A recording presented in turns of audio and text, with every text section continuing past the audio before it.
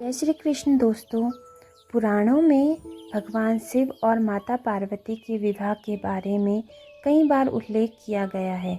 ऐसा भी कहा जाता है शिव और पार्वती का विवाह महाशिवरात्रि के दिन संपन्न हुआ था। महाशिवरात्रि आने को है और सभी भक्तों में इसकी धूमधाम से तैयारी शुरू कर दी है। वैसे महाशिवरात्रि के बारे में कई मान्यताएं हैं। आज आपको बताते हैं भगवान शिव और माता पार्वती के विवाह की कथा।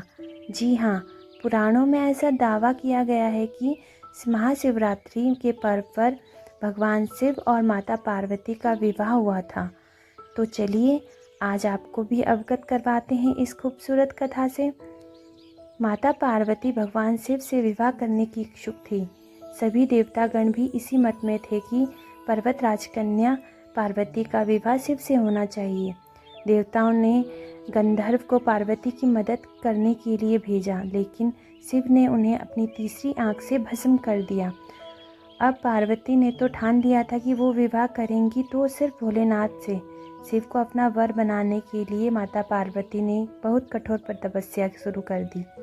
उनकी तपस्या के चलते सभी जगह हाहाकार मच गया। बड़े बड़े पर्वतों की नींव डगमगाने लगी। यह देखकर भोले बाबा ने अपनी आँख खोली और पार्वती से आह्वान किया कि वह किसी समृद्ध राजकुमार से शादी करे।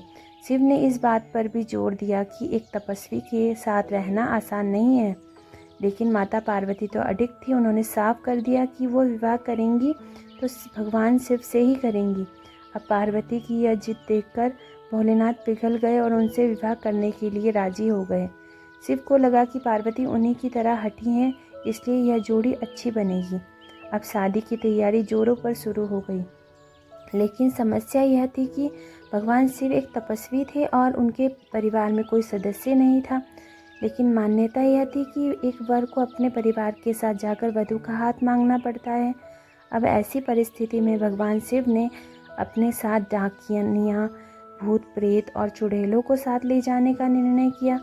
तपस्वी होने के चलते शिव इस बात से अवगत नहीं थे कि विवाह के लिए किस प्रकार से तैयार हुआ जाता है, और उन्हें डाकिनियों और चुड़ैलों ने उनको भस्म से सजा दिया और हड्डियों की माला पहना दी। अब यह अनोखी बारात पार्वती के द्वार पहुंची। सभी देवता हैरान रह गए।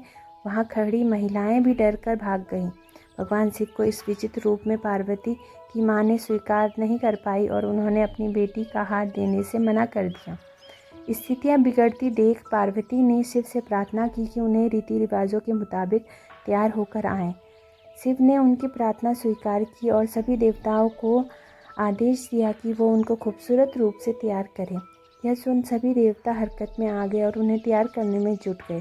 भगवान शिव को दिव्य जल से नहलाया गया और रेशम के फूलों से सजाया गया। थोड़ी देर में भोलेनाथ गंधर्व से भी सुंदर लगने लगे और गोरापन तो चांद की रोशनी को भी मात दे रहा था। तब भगवान शिव इस दिव्य रूप में पहुँचे। पार्वती की मां ने तुरंत स्वीकार कर लिया और ब्रह्मा जी की उपस्थिति में विवाह समारोह शुरू हो गया। माता पार्वती और भोलेनाथ ने एक दूसरे को वरमाला पहनाई और यह विवाह संपन्न हुआ। शिवरात्रि के दिन ओम नमः शिवाय का जाप करने से आपकी सभी मनोकामनाएं पूर्ण होंगी और आपके सभी कष्ट दूर होंगे। अगर यह वीडियो आपको पसंद आए तो प्लीज़ लाइक, शेयर, सब्सक्राइब और कमेंट बॉक्स पर ओम नमः शिवाय लिखना ना भूलें। धन्यवाद।